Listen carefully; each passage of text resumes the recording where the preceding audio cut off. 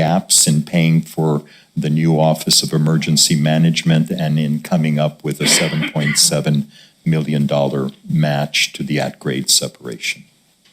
Thank you, Mr. Macias. And I'm glad you kind of, and I know it's probably not the time to talk about it because that item number 5 on the consent agenda, I did have questions. And I think for the very reason you just mentioned, I'm curious with the cost sharing, what the plan was to, that's 1 million of the 7.7 million, but understanding, when we committed to doing this, where that money was going to come from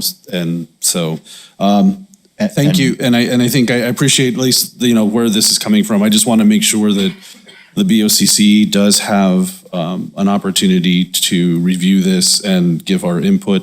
The last comment I have, Madam Chair, is I know there was $1 million that's being reverted back, was not utilized for COVID-19 medical bills. And while I think it's obviously too little too late, I think one of my frustrations when I see that is one of the things that I had asked and I got placated on the commission that I wanted $1 million because there was more than $1 million that we had allocated. I wanted some monies to be utilized for direct reimbursement checks for county residents that didn't receive federal stimulus checks. I was told, yes, it's on there. Yes, we're looking at it. Yes, it was done. It was never done.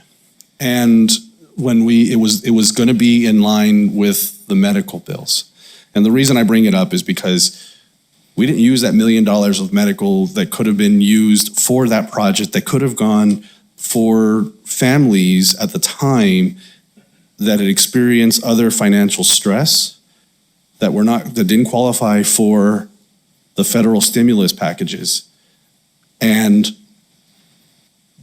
again, like I said, here we are a couple years later, and the monies weren't used, I think, in some ways that could have best directed or really kind of helped our residents. So like I said, I know you can say too little too late, but it just, as we go through, I think part of my frustration is seeing where we had missed opportunities, or again, I feel like I was placated, said yes, and nothing was done. So thank you, Madam Chair.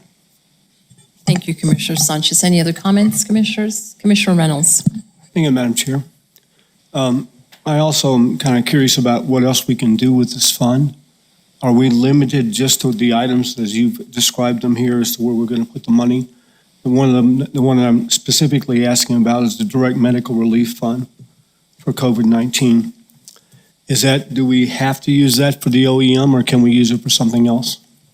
Madam Chair, the board retains the full authority to utilize ARPA funds in whatever manner it wishes.